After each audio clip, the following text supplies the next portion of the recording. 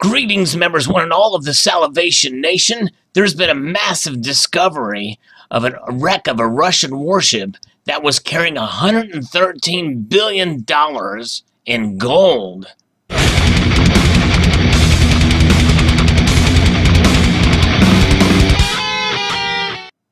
Yes, indeed. This article comes to us from the Daily Mail, and also Monkey Spaz had also posted a video about this story. Very fascinating indeed. Divers discovered the wreck of a Russian warship that was carrying $113 billion in gold when it was scuttled to evade Japanese capture in 1905.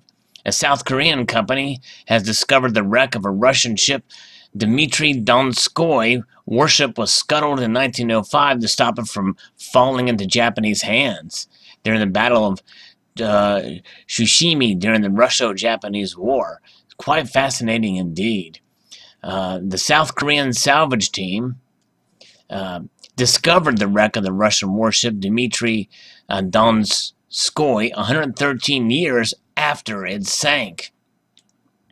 The warship was scuttled off the island of Ulingo in 1905 to stop it from falling into Japanese hands following the Battle of Tsushima during the Russo-Japanese War. The Donskoy is believed to have been carrying the gold supplies of the entire 2nd Pacific Squadron when it sank, which would have been worth $133 billion at today's prices. A Russian campaign group has since demanded that the entire fortune be returned to Moscow as a goodwill gesture.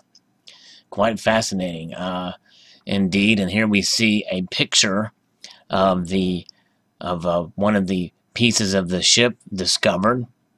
Salvage divers have discovered the wreck of the Dmitry Donskoy, a Russian warship that was scuttled in 1905. It was off the coast of a South Korean island. There's the ship's wheel. And here we see the divers first found the wreck on Saturday, this past Saturday, but did not confirm the finding until the following day when they spotted Donskoy written on the stern of the in acrylic. Very cool indeed. Yaroslav Levinsky, an official of the Russian public movement to commemorate those who died defending the motherland, led the calls. Levinsky, who was the head of a salvage group in eastern Russia, said that the cruiser is a priceless find for Russia, an invaluable relic, a symbol of our heroic and tragic past, a part of the military history of Russia. Therefore, whatever was discovered on the board of the cruiser is inseparable from the overall value of the find.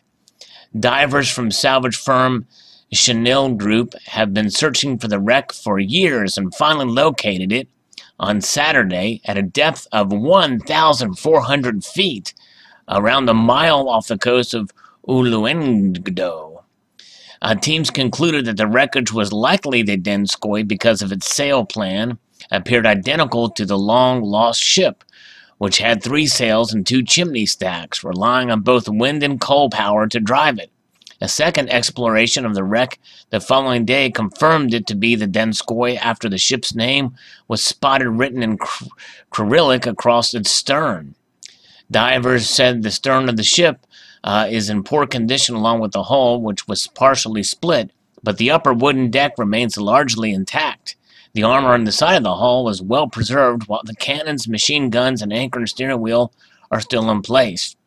A large number of iron boxes were also discovered in the ship's hold, which may contain the gold, though divers have not yet been able to open them. So the actual gold has not been retrieved yet.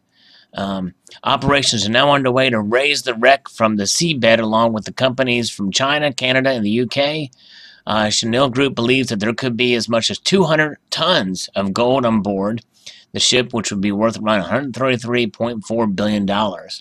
Should their hopes prove correct, they have pledged to donate 10% of their find to help develop Uluengdo, which is largely uninhabited island, but an important tourist destination for South Korea. And while we're here, we'll read this little excerpt here. World War II, how Russia simulated and defeated the Russo-Japanese War set stage for decades of warfare. Fighting took place in modern-day northeast China in 1904 and 1905 after Russia and Japan clashed over trading parts of the Korean peninsula. So this is a cool little backstory behind this. Japan declared war and attacked Port Arthur on the same day. The attack was planned to neutralize the Russian Far East Fleet while it was still in the port. In the Battle of Port Arthur, 3 of Russia's largest Navy ships, Cesarevich, Redvizan, and Pallada, were significantly damaged. One Russian ship, the Petrovolsk, escaped the Port Arthur and was sunk by mines. A second, the Pobeda, had to return to port. While Japanese attacks were successful at sea, land attacks against Russian forces initially failed. But at the Battle of Liaoyang, Russia forces sent to support Port Arthur pushed back the Japanese. It also left them with land from where they could fire on Russian ships in Port Arthur Bay. Every ship in Russia's Pacific Fleet was sunk by the end of 1904. In January 1905, Russian Major General Anatoly Stessel, commander of the Port Arthur garrison, surrendered. Demoralized Russians had to watch as Japan took control of the Russian peninsula in just a couple of months. Russia surrendered Port Arthur to the Japanese and had to recognize Japanese control of the Korean peninsula.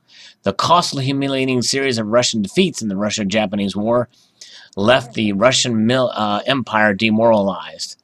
The losses added to anger in Russia at Tsar Nicholas II, and ultimately this descent would lead to the Russian Revolution in 1907, and we know what happened there with the Bolsheviks and the rises of communism with Vladimir Lenin.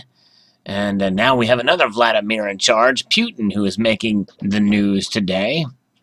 Very interesting indeed. And there is a picture of the ship. It was built in 1883 and spent most of its existence in the Mediterranean before going to the Far East shortly after the outbreak of the Russo-Japanese War.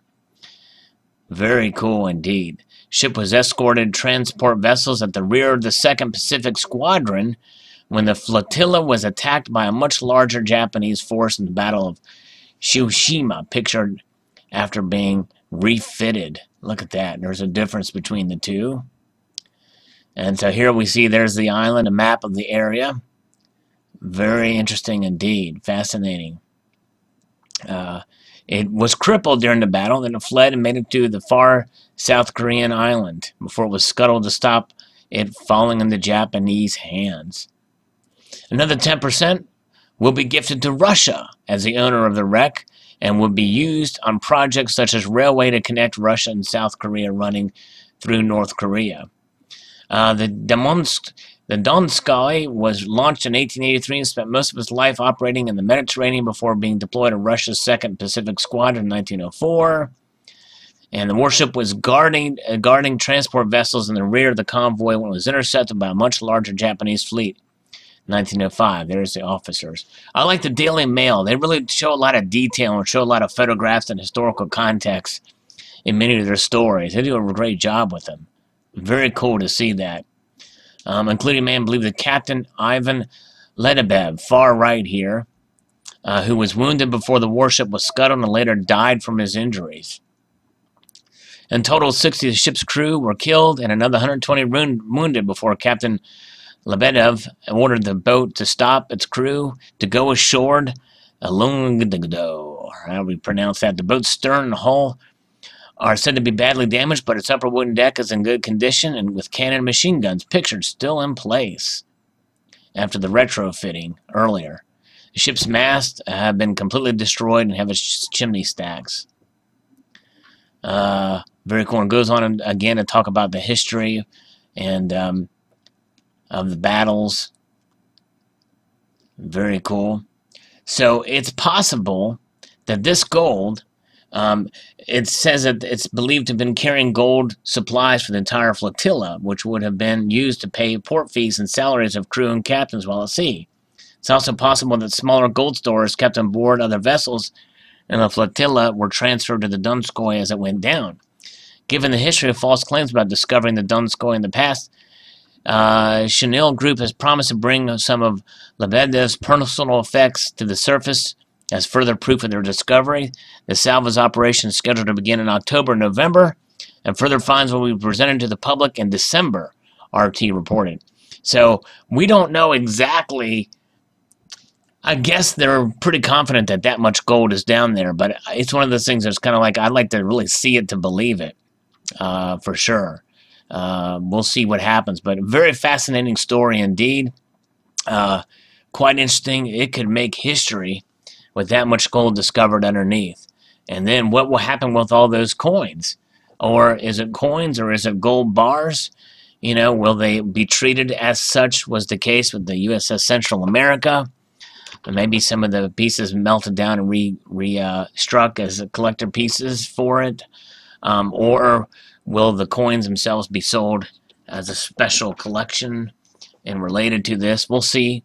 Post your thoughts below. Fascinating story indeed. I'd like to extend a multitude of gratitude y'all for watching and encourage you to please rate, comment, and subscribe.